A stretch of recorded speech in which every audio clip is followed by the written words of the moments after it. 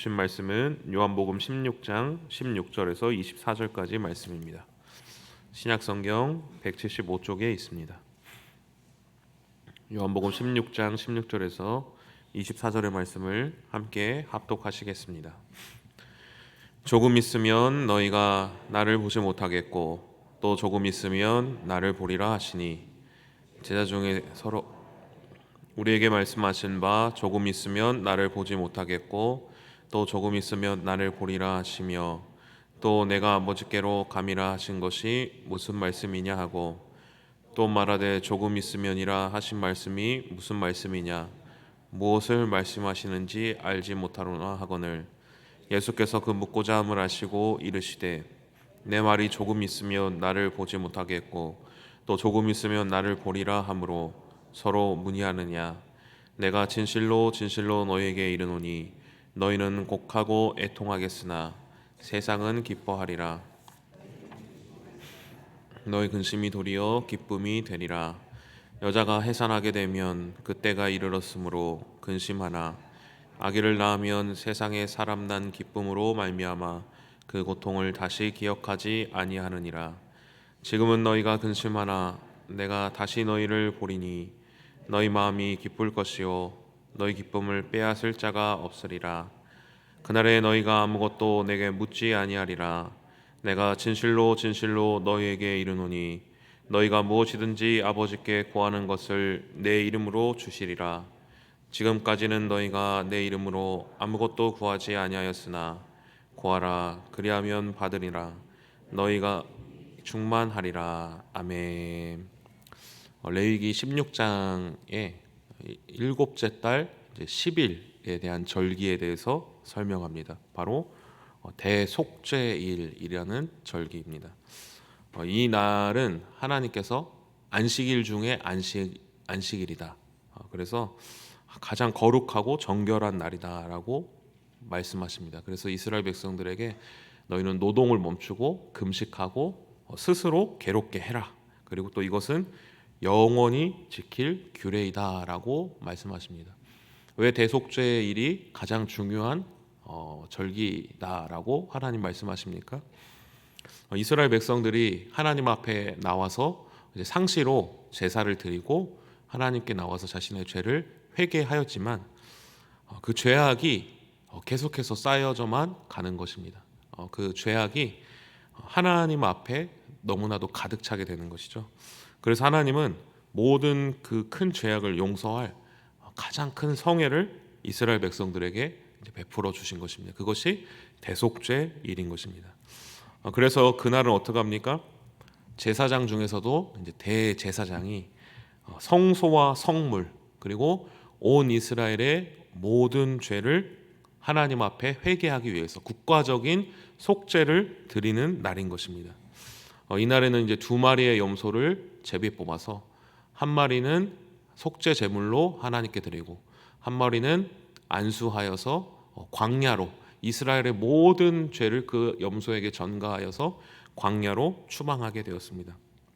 그리고 이날은 대제사장이 1년에 딱 한 번 그 성소, 지성소에 들어갈 수 있는 날이었습니다. 온 이스라엘의 죄를 속죄하기 위해서 대제사장이 지성소에 들어가서 하나님과 대면하는 것입니다. 그래서 그때 온 이스라엘은 노동을 멈추고 자신의 그 국가 이스라엘의 나라의 죄를 대속하기 위해 들어가는 이 대제사장을 기다렸던 것입니다.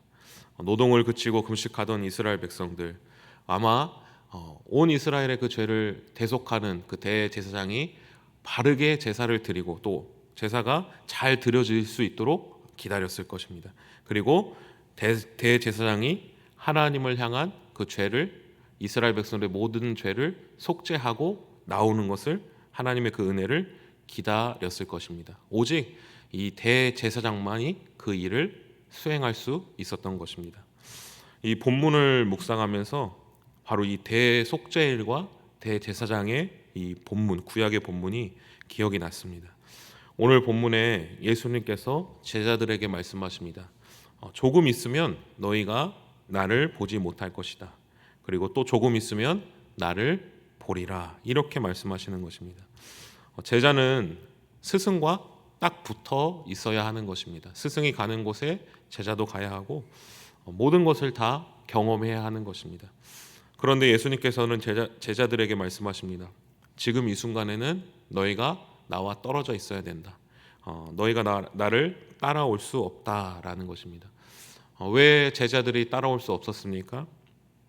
이제 예수님은 이스라엘뿐만 아니라 온 인류의 죄를 속죄하기 위하여서 하나님의 거룩한 대제사장으로서 하나님 앞에 서게 된 것입니다. 그래서 이제 우리의 모든 죄악을 용서하기 위해 어디로 나아가셨습니까? 바로 십자가 앞으로 나아가게 된 것입니다. 이 일은 오직 누구만 감당할 수 있었습니까? 바로 예수님만 감당할 수 있었던 것입니다. 예수님은 철저하게 홀로 십자가를 지셨습니다. 우리의 모든 죄악을 담당하신 것입니다. 우리의 모든 고통을 담당하신 것입니다. 우리를 대신해서 그 죄를 용서하시기 위해서 하나님 앞에 대제사장으로 나아간 장소가 바로 지성소이며 바로 십자가였던 것입니다. 우리는 우리의 죄악을 누구에게로 맡겨드려야 합니까? 바로 우리의 대제사장 되신 예수님께 맡겨드려야 하는 것입니다. 우리는 매일매일 우리 안에 일어나는 죄악들을 대제사장 되신 예수님께 아뢰어야 하는 것입니다. 성경은 죄를 해결하는 것은 그 죄를 내가 그 행동을 고치는 것만이라고 말씀하지 않습니다. 하나님께 죄 사함을 받아야 하는 것입니다. 그 방법은 무엇입니까? 우리의 대제사장 되신 예수 그리스도 앞에 우리의 모든 죄를 고백하는 것입니다. 그래서 오늘 하루도 우리는 예수 그리스도를 묵상해야 하는 것입니다. 예수 그리스도의 십자가를 묵상하고 그 주님 앞에 우리가 나아가야 하는 것입니다. 그런데 본문을 묵상하면서 한 가지 이상한 점이 있었습니다. 무엇입니까? 우리 20절의 말씀을 같이 한번 함께 봉독하시겠습니다. 내가 진실로 진실로 너희에게 이르노니 너희는 곡하고 애통하겠으나 세상은 기뻐하리라. 너희는 근심하겠으나 너희 근심이 도리어 기쁨이 되리라. 아멘. 예수님께서는 대제사장의 자격으로 온 인류를 위해 하나님 앞에 그 십자가 앞에 서게 되었습니다. 그런데 그 십자가 앞에 서게 될 때 예수님께서 제자들에게 말씀하십니다. 너희가 슬퍼하고 근심하고 애통하고 곡하게 될 것이다. 이렇게 말씀하십니다. 왜 슬퍼합니까? 대속죄일에는 대제사장 말고 또 중요한 것이 하나 더 필요했습니다. 무엇입니까? 바로 두 마리의 염소인 것입니다. 한 마리는 하나님께 속죄 제물로 드립니다. 또 한 마리는 제사장이 그 염소에게 안수합니다. 안수하고 모든 이스라엘의 백성의 죄를 그 염소에게 전가하는 것입니다. 그리고 그 염소는 그 모든 백성의 죄를 짊어지고 광야로 추방당하게 됩니다. 그리고 광야에서 죽게 되는 것이죠. 예수님께서는 이스라엘의 죄악을 하나님께로 가져가는 대제사장의 역할뿐만 아니라 온 인류의 죄악을 짊어지고 십자가에서 죽게 되는, 우리를 대신해서 죽게 되는, 우리를 대신해서 추방당하게 되는 제물이 되어 주셨습니다. 우리가 그렇기 때문에 우리를 위해 대신 죽으신 그 예수님을 볼 때, 예수님의 십자가를 묵상할 때 우리의 마음에 애통하는 마음과 곡하는 마음과 슬픈 마음이 우리 안에 있을 수밖에 없는 것입니다. 우리의 신앙은 무엇입니까? 바로 우리를 깨끗하게 하시기 위해서 대신 제사를 드려주신 대제사장 되신 예수님을 믿는 것입니다. 또 우리의 모든 죄를 전가시켜 우리의 죄악을 예수님이 다 받으시고 대신 광야로 십자가로 버림받으신 예수 그리스도를 믿는 것입니다. 우리 안에 나의 죄를 위해 십자가에 못 박혀 죽으신 대속제물이 되신 그 예수님을 향한 애통의 마음과 슬픔의 마음과 근심의 마음이 있습니까? 우리가 우리의 죄를 가지고 주님 앞에 서게 되었을 때, 주님의 그 십자가의 은혜가 우리의 마음 가운데 다시 새겨질 때 우리는 슬퍼하고 애통할 수밖에 없는 것입니다. 우리를 위해 죽으신 그 예수님을 경험할 때 우리 마음에 주님의 은혜가 새롭게 느껴질 수밖에 없는 것입니다. 우리는 그 주님의 은혜가 우리 마음 가운데 있습니까?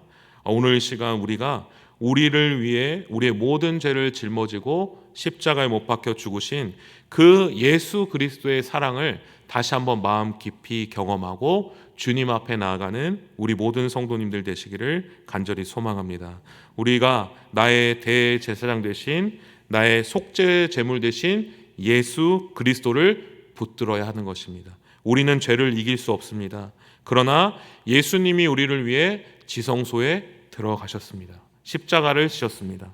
예수님이 우리를 대신해 광야로 추방당하셨습니다. 십자가를 지셨습니다.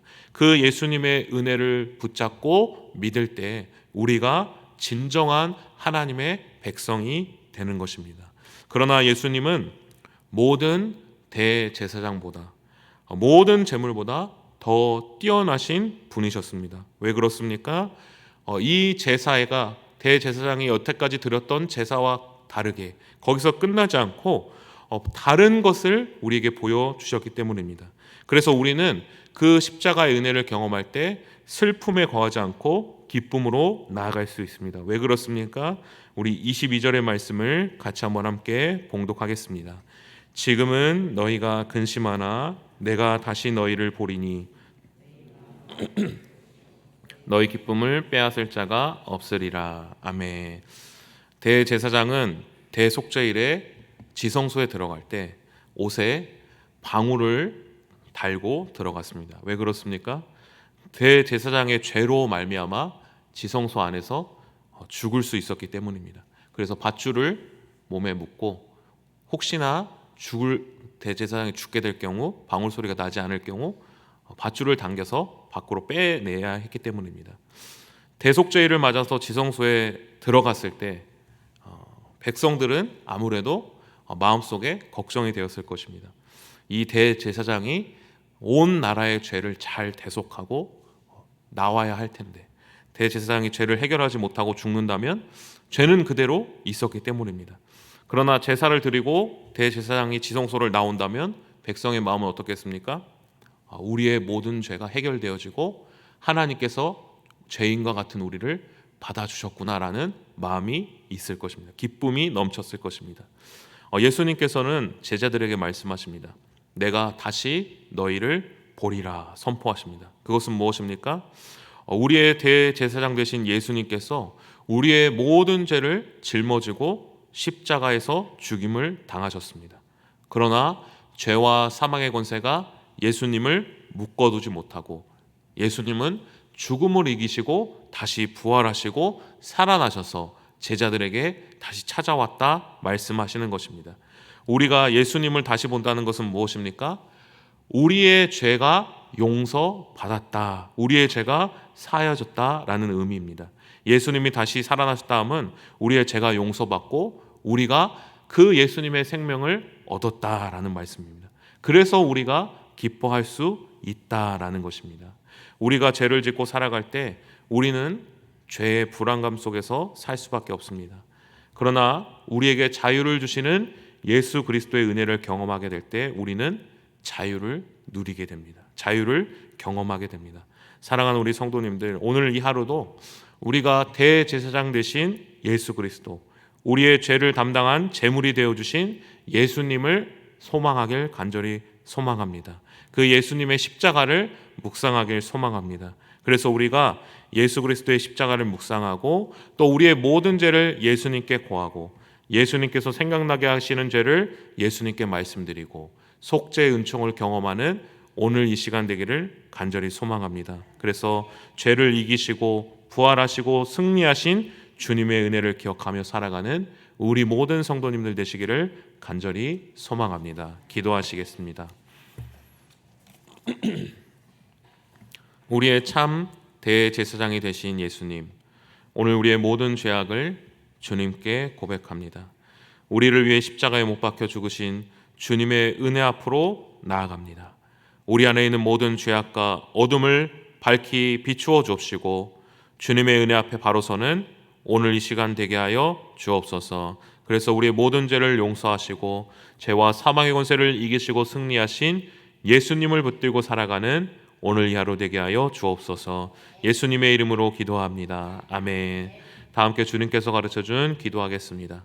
하늘에 계신 우리 아버지의 이름을 거룩하게 하시며 아버지의 나라가 오게 하시며 아버지의 뜻이 하늘에서와 같이 땅에서도 이루어지게 하소서.